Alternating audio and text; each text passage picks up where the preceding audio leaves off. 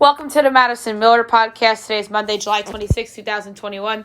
Today I'm going to recap the weekend's Major League Baseball, Major League Soccer, and Gold Cup games, and we'll look ahead to today's baseball games. I don't think there's any soccer games on tonight.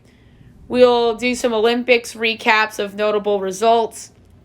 We'll go over the $3 million Open, do the latest NBA mock draft, go over the latest news and notes, and my best bet of the day. We will start with Major League Baseball from the weekend. We'll go over all the results, and then we will look ahead to the games that will be played today. Friday, Cubs over the Diamondbacks 8-3, Phillies over the Braves 5-1, Orioles over the Nationals 6-1, Red Sox over the Yankees 6-2, Padres over the Marlins 5-2, Reds over the Cardinals 6-5, Rays over the Indians 10-5, Mets over the Blue Jays 3-0, Twins over the Angels 5-4, Brewers over the White Sox 7-1, Royals over the Tigers 5-3, Astros over the Rangers 7-3, Pirates over the Giants 6-4, Rockies over the Dodgers 9-6 and 10, and the Mariners over the A's 4-3. Saturday, D-backs over the Cubs 7-3, Yankees over the Red Sox 4-3, Braves over the Phillies 5-3, Marlins over the Padres 3-2, Orioles over the Nationals 5-3, Angels over the Twins 2-1, Brewers over the White Sox 6-1, Royals over the Tigers 8-9 or 9-8, Reds over the Cardinals 5-3, Rays over the Indians 8-2, Astros over the Rangers 4-1, Blue Jays over the Mets 10-3, Pirates over the Giants 10-2, Dodgers over the Rockies 1-0, and the Mariners over the A's 5-4. Sunday, Phillies over the Braves 2-1. Phillies 48-49, Atlanta 48-50. Orioles over the Nationals 5-4. Orioles 34-64, Nats 45-53. Red Sox over the Yankees 5-4. Red Sox 61-39, Yankees 51-47. Marlins over the Padres 9-3. Miami 43-57. San Diego 58-44.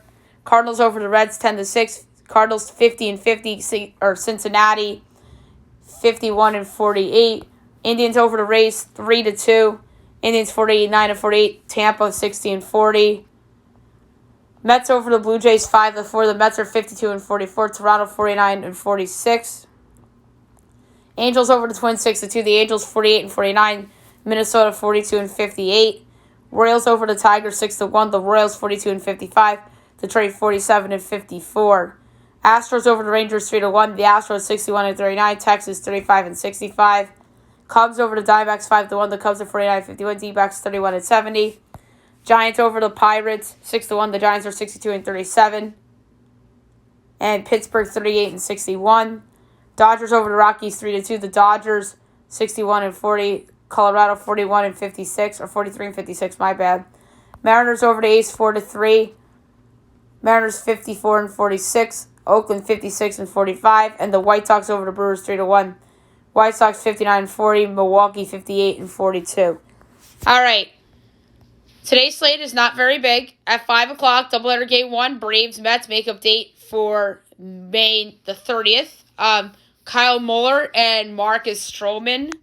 I'm going to check FanDuel and see if there are any lines up for this game. And it looks like there are. You don't really see that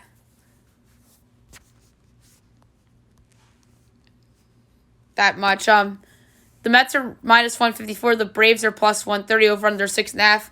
Overs minus 108. Unders minus 112. Braves plus 1.5 is minus 196. Mets minus 1.5 is plus 162. I'm going over 6.5 minus 108. I know it's a doubleheader game, but it's a low number. 7 o'clock, ESPN, Blue Jays Red Sox from Fenway. Big game for both teams.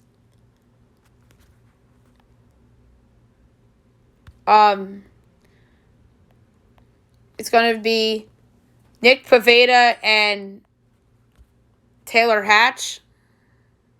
Hatch. Hatch making his season debut. Pivetta minus 148 in the Sox. Blue Jays are plus 126, over under 11. Overs minus 108, unders minus 112.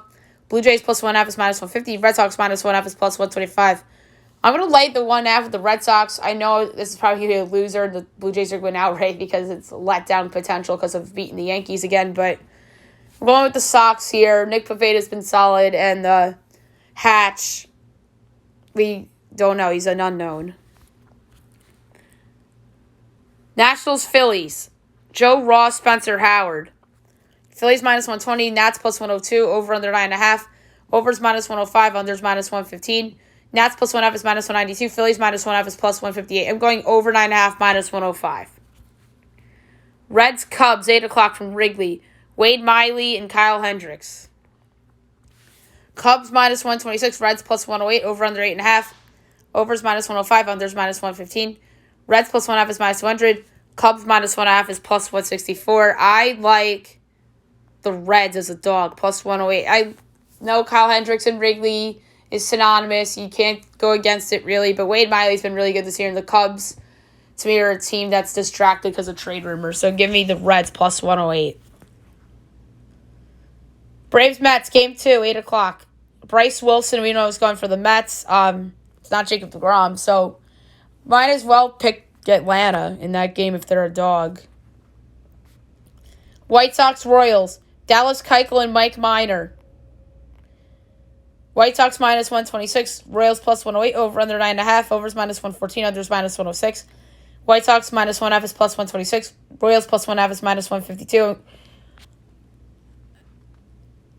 I'm going to go under 9.5 minus 106. Do I feel good about it? No, but I could see a low-scoring game in Dallas Keuchel pitching well. Tigers, Twins. Matt Manning and Michael Pineda. Twins minus 174. Tigers plus 146. Over under 10. Overs minus 108. Unders minus 112. Tigers plus 1.5 is minus 126. Twins minus 1.5 is plus 105. Or I should say plus 1.5 minus 126 for the Tigers run line. I'm going under 10 minus 112. Michael Pineda is under pressure to perform here because of the trade deadline coming up. I think that he's in play. So I'm going to go under 10 minus 112. And plus the Tigers offense stinks. 9:30, Rockies, Angels. German Marquez and Shohei Ohtani, which is a pretty good pitching matchup. Angels minus 166. Marquez and the Rockies plus 140. Over under 8. Overs minus 104. Unders minus 115. Rockies plus 1.5 is minus 150. Angels minus 1.5 is plus 125. I'm going to take over 8 minus 104. I think that the bullpens can implode in this game for the respective teams. I think 8's low. I think it's the Ohtani hype number. So I'm going to go over 8 minus 104. And 10 o'clock, you have the Astros and the Mariners. You got Luis Garcia and Darren McLaughlin. Astros minus 184. Seattle plus 154. Over under 8.5. Overs minus 115. Unders minus 105. Astros minus 1.5 is minus 110. Seattle plus 1.5 is minus 110 as well. So I'm going to go, I don't feel good about it, but I'm going to go over 8.5 minus 115. I think this has bullpen blow-up potential as well. So I'm going over 8.5 at minus 115. All right, now I'm going to go over Major League Soccer from the weekend. And we will begin with Saturday. Columbus over Atlanta 1-0. Toronto over Chicago 2-1. Minnesota over Portland 2-1. Dallas over the LA Galaxy 4-0. Nashville over Cincinnati 3-0. Salt Lake over Colorado 3-0. San Jose and Houston tied in a 1-1 draw. And LAFC and Vancouver 2-2 draw. And then Sunday, New England over Club Football Montreal 2-1. NYCFC over Orlando 5-0. Miami and Philadelphia 1-1 draw. DC over the Red Bulls 1-0. And Kansas City over Seattle 3-1. So there's no Major League Soccer until Wednesday night where we only have one game on the slate. It's LAFC and Minnesota. So we'll preview and predict that game on the show on Wednesday. Now we will do Gold Cup results from the quarterfinals, which were over the weekend, Friday and Saturday. So Saturday, Qatar over El Salvador 3-2. Qatar got on the board first on a goal by Abdelaziz Hatim in the 8th minute. Or no, that was the second goal of the game. The first goal of the game was scored in the 2nd minute by Almoaz Ali in the 2nd minute. So that's when Qatar got on the board. And then Hatim's goal in the 8th minute put them up 2-0. Then Ali with the penalty kick in the 55th minute put them up 3-0. And then Salvador got on the board on a goal by Joaquin Rivas in the 63rd minute to make it 3-1. And then Rivas again in the 66th minute to make it interesting at 3-2. Mexico over Honduras 3-0 to move on. Good performance by Mexico. First goal in the 26th minute by Rogelio Funes Mori to put him up 1-0. Then Jonathan Dos Santos in the 31st minute to put him up 2-0. And then the 38th minute by Orbelín Pineda to put him up 3-0. So all three goals were in the 12-minute span range. Sunday, Canada over Costa Rica 2-0. Junior Holliet scored in the 18th minute to put Canada up 1-0. And then in the 68th minute, Stefan Eustaquio to put him up 2-0. And then USA over Jamaica 1-0. And the one goal is by Matthew Hopp in the 83rd minute to put him up 1-0 for good. So, quarterfinals are complete. The semifinals will take place on Thursday, and we will preview and predict them on the podcast on Thursday. Now we're going to do some Olympics recap. I'm just going to go over some notable results. We'll go full-fledged Olympics on the show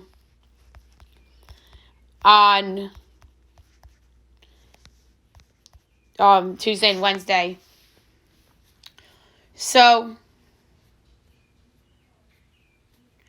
Team Russia's men wins gold to beat out Japan by a score of 262.5 over 262.397. And it's Russia's first men's gold in gymnastics since 96, and Team USA finishes in 5th.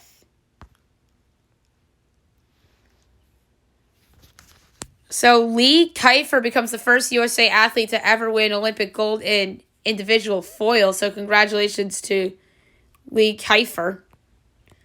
So that is some big news.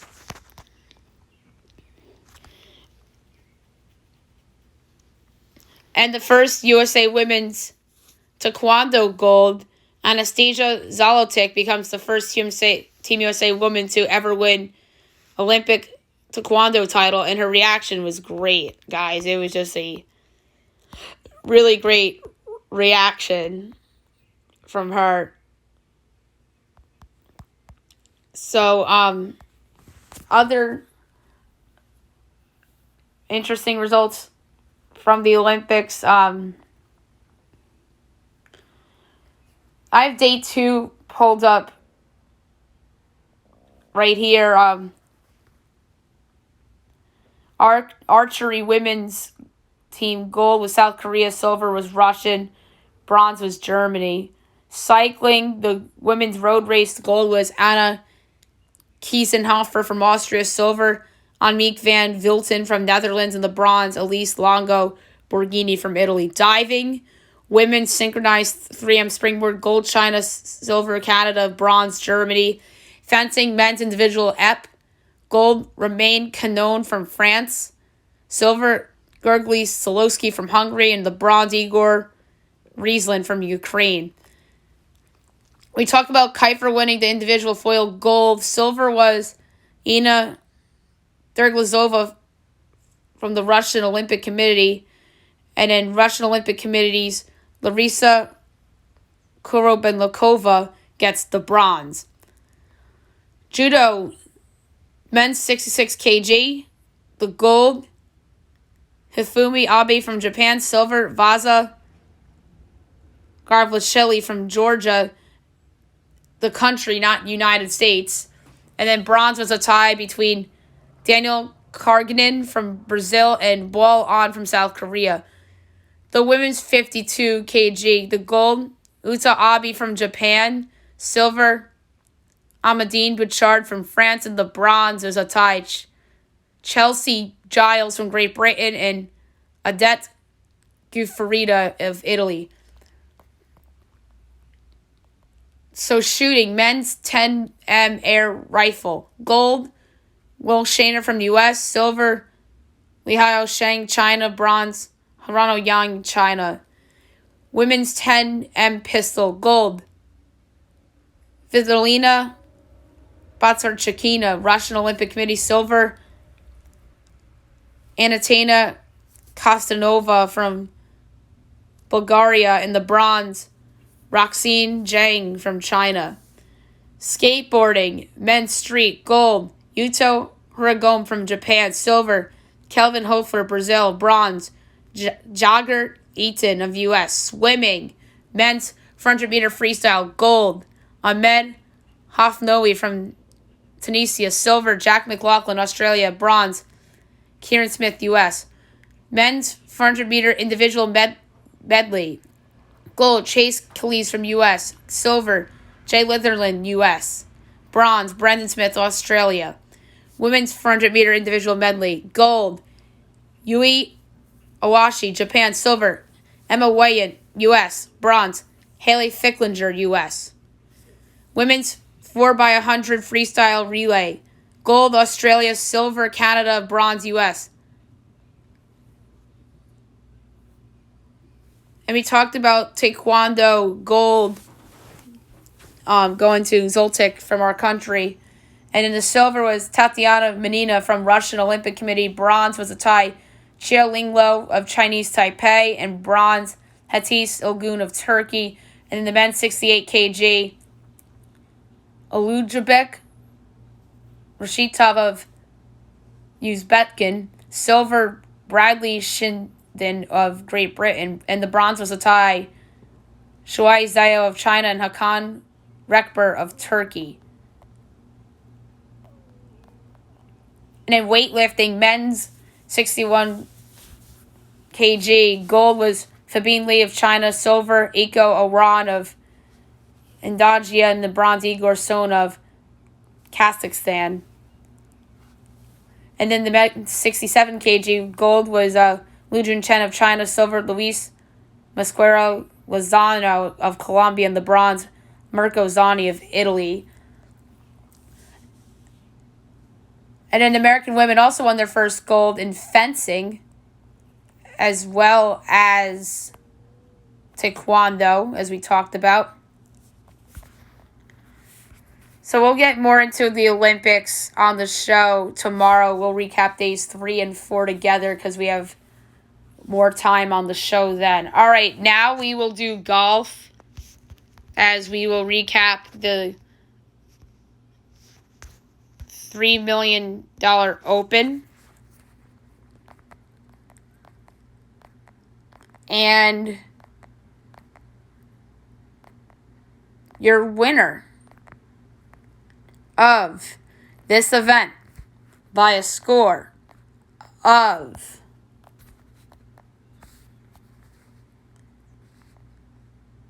15 under, Cameron Champ.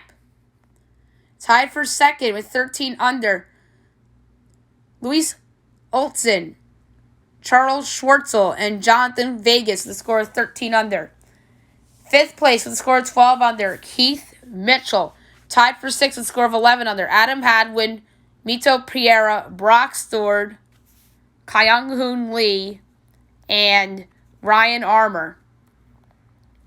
Tied for 11th with 10 under, Gary Woodland, Pat Perez, Ches Ravi, Jimmy Walker, and Brant Snetker. Tied for 16th with 9 under, Cam Triangle, Maverick McNeely, Mark Hubbard, Austin Eckroat, Bo Hogg, Bryce Garnett, Luke Donald, Michael Gellerman, and Roger Sloan. Tied for 25th with 8 under, Sergio Garcia, Sam Ryder, Adam Long. Tied for 28th with 7 under, Tony Finau, Vovan Pelt, Jason Duffner, Cam Davis, JT Potson, and David Lingmerth. Tied for 34th with 6 under, Patrick Reed, Ricky Fowler, Cam Percy, Jonathan Bird, and Nick Watney. Tied for 39th with 5 under, Patrick Rogers, Scott Stallings, Keegan Bradley, Troy Merritt, Patton Kazir, Charles Howell III, Michael Thompson, Matt Wolf, Michael Kim, and Kirdek Offenbrot. Tied for 49th with 4 under, Michael Giglick and Bu Hostler. Tied for 51st with 3 under, Bubba Watson, Adam Schenk, MJ Doff, Ryan Byrne, Chris Baker, Aaron Badley, and Camilo Vegas. Tied for 58th with 2 under, Rafa Cabrera-Bello, Luke List, Evan Van Rooyen, Martin Trainer, Evan Van Rooyen, oh wait, I mentioned him already, David Hearn, Chasen Headley, and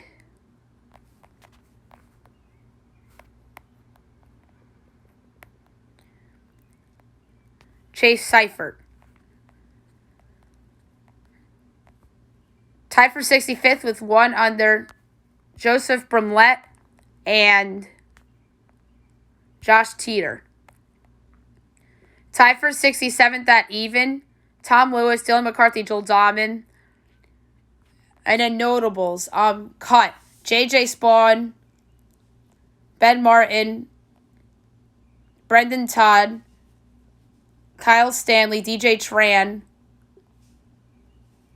Dustin Johnson, Matthew Neesmith, Vince Whaley, Chris Kirk, Adam Putnam, Dylan Fratelli. A lot of nobles got cut. Kevin Ventura. But yeah, there you have it for the $3 million open. I have to get into news and notes right away, guys. I'm going to move or push the NBA mock draft segment to after news and notes because something huge just broke. And it is official, ladies and gentlemen. Oklahoma and Texas make it official. They're leaving the Big 12 and expected to apply for SEC membership. Joint statement from the University of Oklahoma and the University of Texas at Austin. As both conferences notified the Big 12 conference today that they will not be renewing their grants of media rights following their expiration in 2025. Providing notice to the Big 12 at this point is important in advance of their expiration of their conference's current media rights agreement. The universities intend to honor their existing grants of rights agreements. However, both universities will continue to monitor the rapidly evolving collegiate athletics landscape as they consider how best to position their athletic programs for the future. So that really is major, and that's why I had to get right into news and notes because that is breaking news. That is the biggest college story of the year by far. The 2 Big 12 brands are leaving after their contracts, I guess, expire. So that conference is going to get a whole lot weaker 5 years from now unless they can really get a big brand in there. Or somebody emerges as a big brand. Like, sometimes it takes a school to emerge to make it the conference a brand, like Gonzaga with the WCC in college basketball, for example. But that is huge news. And not only does their football become a weaker, what's the word I'm looking for? A weaker brand, but their basketball becomes a weaker brand as well, although they still have Kansas there for basketball. But This is a bigger deal for football than it is for basketball, although for basketball it should be a big deal because of Texas and Oklahoma are also good basketball schools as well. But football, this is like a monstrous deal, and it does not make that conference look good whatsoever. The rest of the news and notes. The Bradley Beal trade market is shaping up as Warriors, Sixers, Heat, and Hawks would be in the mix for the Wizards star if he requests a trade. Devontae Adams receives a 99 rating in Madden for the second consecutive year. Tom Brady's accuracy is unreal. There's a highlight of him throwing to his wide receivers and being tired of a jugs machine.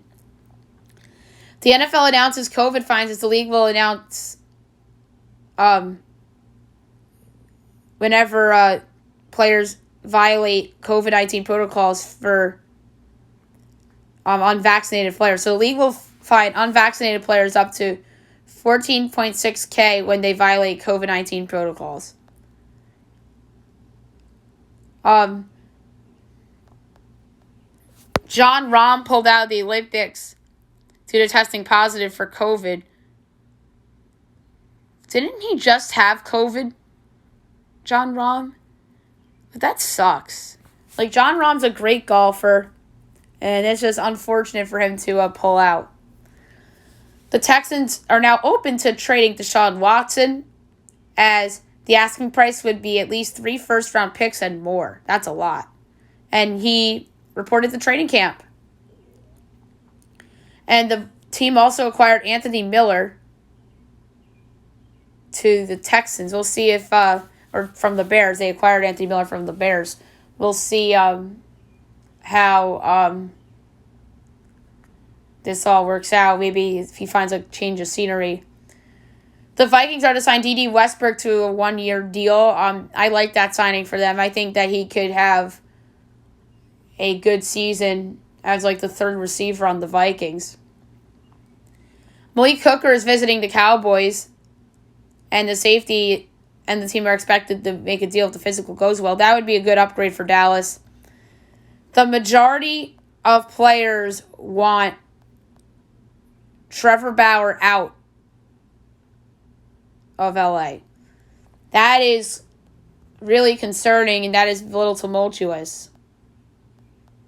We talked about the Big 12 news from earlier.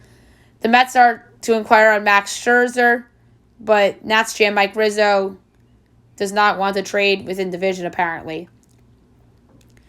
The Padres made a big deal acquiring Pittsburgh's Adam Frazier, and they sent 3 prospects back in return, and apparently they're working to acquire a starting pitcher as well.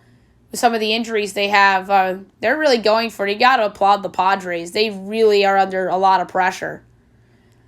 The Mariners are making a move for Royal second baseman Whit Merrifield. That would be a great fit for them. The Mariners are really going for it because they're in the mix for the wild card. Good for them. They have a big farm system as well. Byron Buxton rejects extension from the Minnesota Twins, so maybe he'll be on the trade market. And among those teams interested, it's the Philadelphia Phillies, which that would be a nice fit. And they're supposed to be very active at the deadline. And apparently, a Scherzer trade does seem possible. I think the Yankees got to go get him. If they're still in the wild card mix, say, a couple days from now, that's the guy. I mean, Scherzer and Cole in that rotation, that would really get them back in not only the wild card race, but potentially back in the division race as well. That would be like the perfect acquisition for the Yankees. Although I think you'd be a perfect guy for the Mets to be the co-guy with Jacob deGrom as well. So I think the New York team should be interested in Max Scherzer. A lot of teams should. And even San Diego, I think, feels like a possible destination. Maybe the Dodgers, too. We'll see. I think I'm going to do a trade deadline preview and predictions podcast, maybe with a guest or something, maybe tomorrow. So we'll see. Eloy Jimenez returning on Monday as or he DH'd on yesterday, but he'll be returning to the outfield on Monday after that pectoral tendon. So good for the White Sox to get one of their big boppers back. Mookie Betts on the injured list with the right hip inflammation. That's a big loss for the Dodgers. Scherzer didn't start the other night with right triceps discomfort. OKC in talks to move up in the draft. That's a team that should move up because they really got screwed over in the lottery. The Rockets are pursuing the number 1 pick. Why shouldn't they be, is the question. Rather than trade up for Cade Cunningham than draft Jalen Green at 2. And then the trade moves down and they take Evan Mobley at 2. But that would be because then they would have... No, that's the Rockets that would have the Evan Mobley problem, but the traits issue would be Jeremy Grant. That's who they have playing at that position. But you move Jeremy Grant to power forward, and then Mobley could be your center if you're the Pistons. The Knicks are looking to trade up in the draft, as they should, because they have the 2 picks, a little bit of a crowded rotation. So I think they should consider moving up. I really like the idea of the Knicks moving up into the latter half of the lottery. I think the spot they should go is, honestly, to 12, to San Antonio.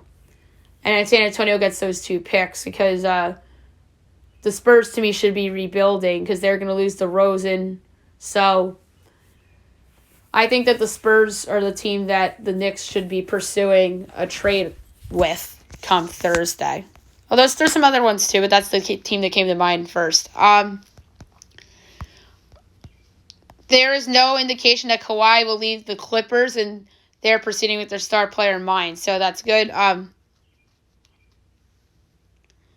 Apparently, Kyle Kuzma and Kentavious Caldwell-Pope have been offered to almost every team that Woj just talked to. So that's funny. 5 potential suitors for Kyle Lowry: the Sixers, the Lakers, the Mavericks, the Pelicans, and the Heat.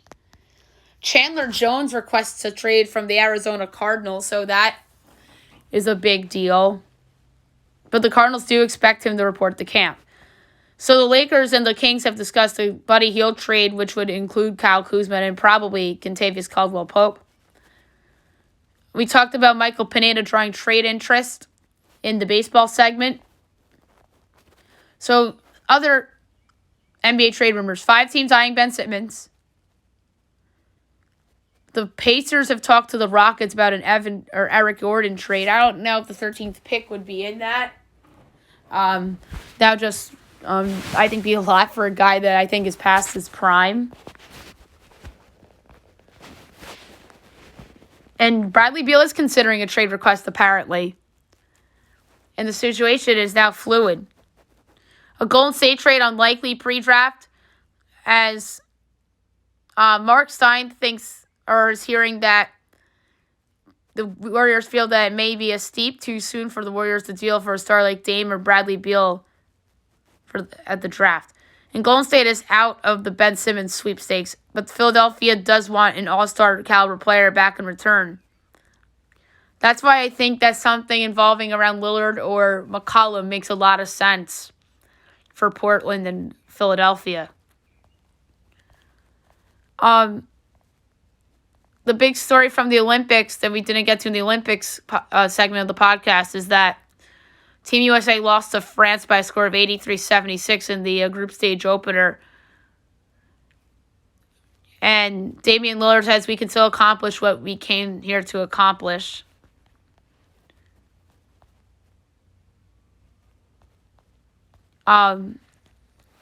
Here's heartwarming news. So we talked about Luke Prokop, who publicly came out, the first active player on an NHL contract to come out. Elton John called Prokop. I think that's awesome. I'm a big fan of Elton John, personally, so that's why I love this so much. And that probably made that kid's life. Elton John, I think, is one of the best singers of his generation. I've really praised him on the show before, as you guys know. And that's just something really, really cool that I want to talk about. So the Canadiens' first-round pick, Logan Mailloux, apologized for sharing a photo of women performing sex act without her consent. So he apologized for it. So that's good. That was something that was going around social media the other night. Cale Makar got a contract extension, 6 years, $54 million from the Avalanche. Well-deserved contract for him.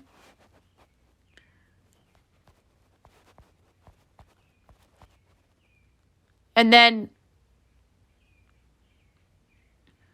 there's the lawsuit against the Blackhawks video coach Aldridge, which he alleges he threatened the player with the baseball bat during sexual assault. That's not good. We'll see where this goes. But there's more and more coming out of this lawsuit with the Blackhawks.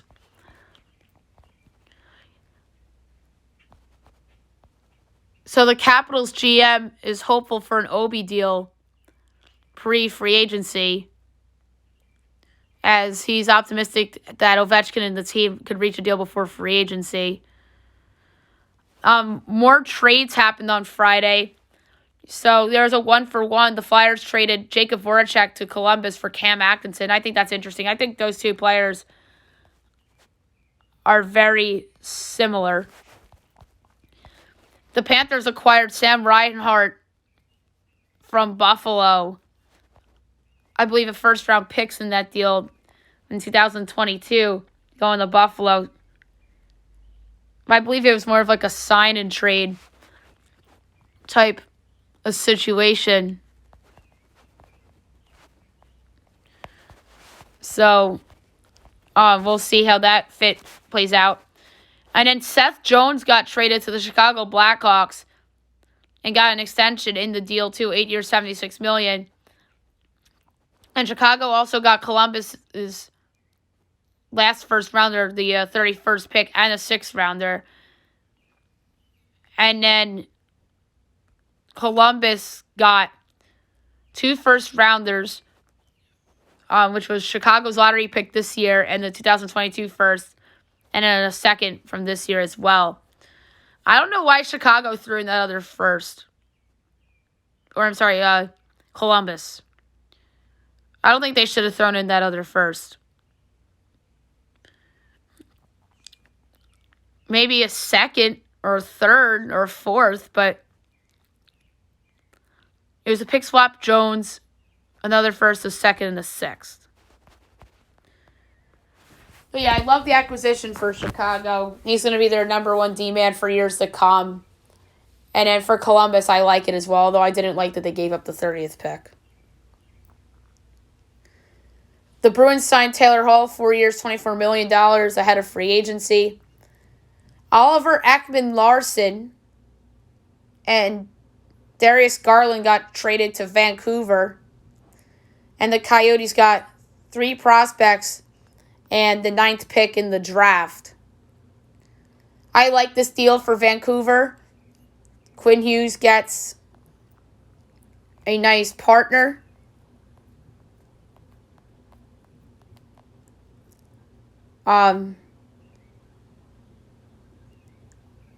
So it was the 9th pick, Jay Beagle, Antoine Russell, and Louis Eriksson. So the Canucks clear cap space, although they get the Ekman-Larsson contract. And Elias Pettersson and Quinn Hughes are both due for extensions because they're restricted.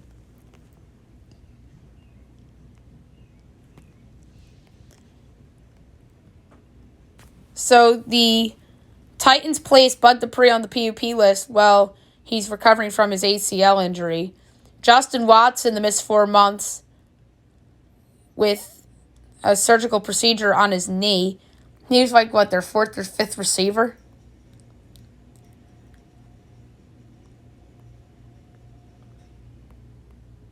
Carey Price has his knee surgery as expected. A 10 to 12 week recovery from knee surgery And the hip injury did not require surgery, so that's good news. All right, so there you have it for news and notes. Now we'll do the NBA mock draft. I had to go to news and notes first because of the move for the Big 12. So that was just major that I wanted to get that out of the way. So my fourth NBA mock draft, without further ado, here we go. Number 1, the Detroit Pistons, Cade Cunningham, point guard, Oklahoma State. No-brainer here. Detroit gets a franchise point guard with Cunningham, although there are trade down rumors. Second, Houston Rockets, Jalen Green, shooting guard, USA. They just love Jalen Green because they have Christian Wood and they don't need Evan Mobley. I don't understand that. But if they trade up for Cunningham, that's different. I won't fault them for that. Although they have to give up something to move up as well. Maybe one of those other picks that they have. Number 3, the Cleveland Cavaliers, Evan Mobley, power forward center, USC. Great pick for Cleveland. This would be a good pick for them to complement Sexton and Garland in the front court. In the backcourt with Mobley in the front court. For the Toronto Raptors, Jalen Suggs, point guard, Gonzaga. I like this pick too. They're probably going to lose Kyle Lowry. 5, Orlando Magic, Scotty Barnes, small forward, Florida State. Like this game as well. Like this pick as well. I really think his game would fit in with what the Magic need from a youth standpoint. 6, the Oklahoma City Thunder, James Bouknight, shooting guard, UConn. Bouknight's stock is going up. I really like him a lot. And he's somebody that I think would be a nice fit with SGA. 7, the Golden State Warriors from the Minnesota Timberwolves, Jonathan Kuminga, small forward, Congo. I really like this pick for Golden State. I think that Kuminga would be a good fit with Orlando and Oklahoma City. But I think that this would be a slam dunk for Golden State. 8, Orlando from Chicago, Moses Modi, shooting guard, Arkansas. I like this pick too. He could just come off the bench and hit some shots. 9, the Sacramento Kings, Franz Wagner, small forward, Michigan. I like this pick for Sacramento. Just stick him right in to potentially to the starting lineup, depending on what happens with Harrison Barnes for a potential trade or whatever. But if not, he could just come off the bench. 10, the New Orleans Pelicans, Josh Giddey, shooting guard, small forward, Australia. I like this pick for New Orleans. Can play multiple positions. 11, the Charlotte Hornets, Kai Jones, power forward, center, Texas. Charlotte needs a big man. They get one here at Jones. I love this pick a lot. 12, the San Antonio Spurs. I almost said San Jose Sharks. Oops. Alpin Sengun, center, Turkey. I really like this pick for San Antonio. Sengun is somebody whose stock is rising. 13, the Indiana Pacers, Davion Mitchell, point guard, Baylor. This would be a major steal for Indiana. Could potentially start for them down the road. 14, the Golden State Warriors, Chris DeRate, point guard, shooting guard, Oregon. DeRate is somebody who also stock is rising. He could just come off the bench and play minutes when Steph and Clay are not on the court. 15, the Washington Wizards, Jalen Johnson, small forward, Duke. I really like this pick for Washington. This would be a potential steal. 16, the Oklahoma City Thunder from the Boston Celtics, Keon Johnson, shooting guard, Tennessee. Not a bad pick for OKC. Maybe they move up. 17, the Memphis Grizzlies, Trey Murphy III, shooting guard, small forward, Virginia. This would, to me, be a perfect player for the Grizzlies. Versatile wing player, can hit threes. 18, the Oklahoma City Thunder from the Miami Heat, Zaire Williams, shooting guard, small forward, Stanford. I think this is a potential move-up spot from Oklahoma City. They could go up to maybe Sacramento or Orlando or to one of those rebuilding teams up there. Or maybe they put one of those picks with the 6 and move up to like top 3. 19, the New York Knicks, Isaiah Jackson, center, Kentucky. The Knicks have been in move-up rumors of late as well, but say if they took Jackson here, it'd be a good backup big man. 20, the Atlanta Hawks, Cameron Thomas, shooting guard, LSU. Good heat check guy, bench guy, potential. 21, New York Knicks from the Dallas Mavericks, Usman Garuba, power forward center, Spain. Garuva's a hot commodity coming into the draft. Another big guy, I know. But here, if they take these two big guys, they could potentially move up and acquire somebody else's rights. Like the Golden State spot and take Chris DeRate or something like that. Although that's not the spot that they should be targeting. They should be targeting like San Antonio's spot or something like that. 22, the Los Angeles Lakers.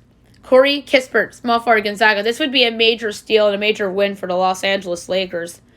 Kispert can come in and play minutes off the bench when LeBron's on the bench. 23, the Houston Rockets from the Portland Trailblazers. Sharif Cooper, point guard, Auburn. The Rockets, I think, will be looking at point guards at this part of the draft if they don't move up. 24, the Houston Rockets from the Milwaukee Bucks. Joshua Primo, shooting guard, Alabama. I like Primo a lot. A little bit of an older guy. He's a sophomore. 25, the Los Angeles Clippers.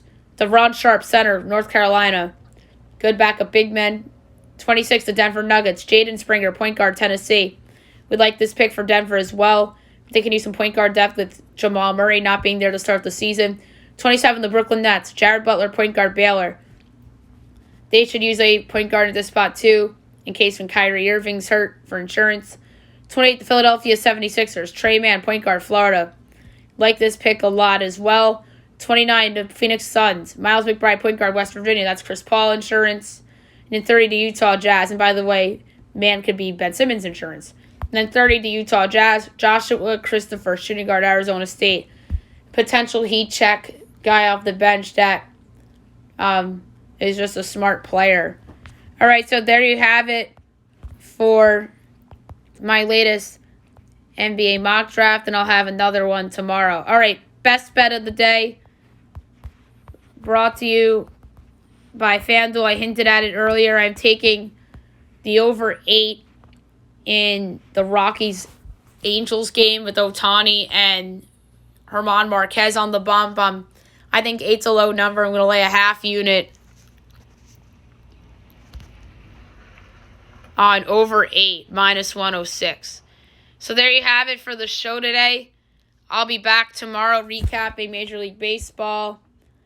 We'll do more Olympics recaps because we have more time. News and notes, another NBA mock, best bet.